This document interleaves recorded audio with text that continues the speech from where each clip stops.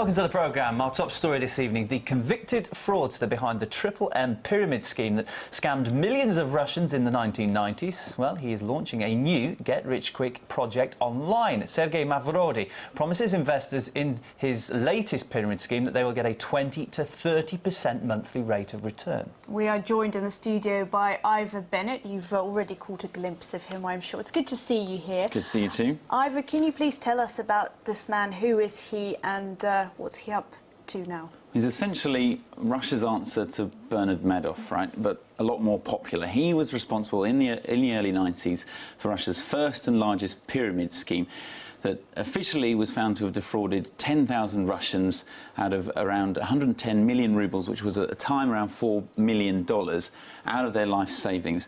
But investigators believe it was many, many more Russians, in the millions, up to 10 million people, and a lot more money at stake. And now, well, he went to prison for it back in last decade, and now he's up to it again. He's launching a new financial scheme, and he says this time it's legal, basically. Amazing to think he's back, having another go. Says it's all legal this time. So just explain to us, we will judge ourselves, I think, whether it's going to be a good idea or not. Just explain the new scheme to us. As he said before, he reckons it's going to make people monthly returns of up to 20 to 30%, and he's calling it an international financial social network where all transactions are made between the investors themselves, so no middleman.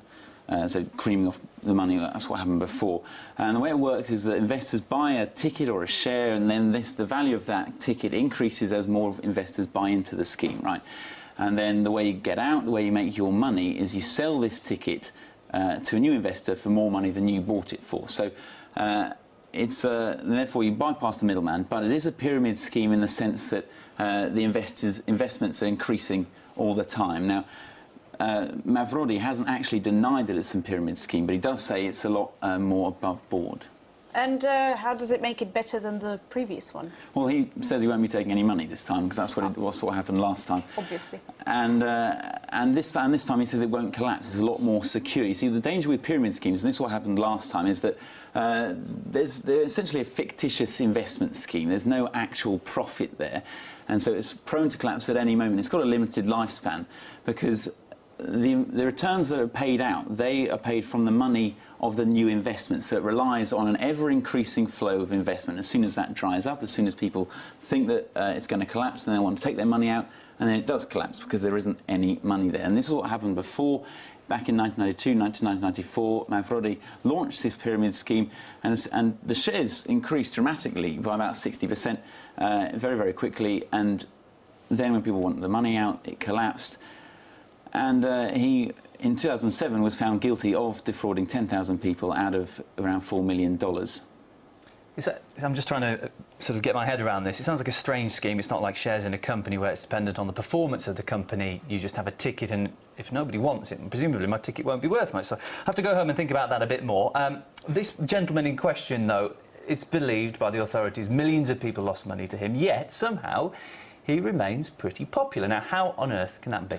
Yeah, it is very strange. He does seem to have achieved somewhat of a cult status in Russia, largely in part of his TV advertising campaign back in the early 90s, when advertising on television opened up. It was some of the first independent advertising, and it was very sort of a quirky advertising campaign. Anya, maybe you remember it. I do, absolutely. It was very popular, because there weren't many TV ads back in the day as well, and it was just gripped your attention. There it is, because it had a few characters. As ordinary Russians, suddenly their life dramatically improves after they've bought shares in this investment scheme. However, it wasn't to be. Millions of people, as you say, are thought to have lost their money.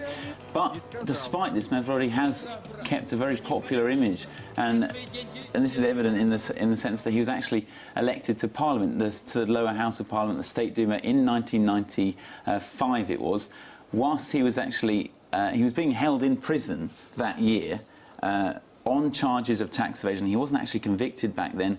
Then he was released so he could run for Parliament. He got in largely because of support from the people he had actually defrauded. These people thought that he and their money were actually victims of a corrupt state, and that it was a government plot to bring it down.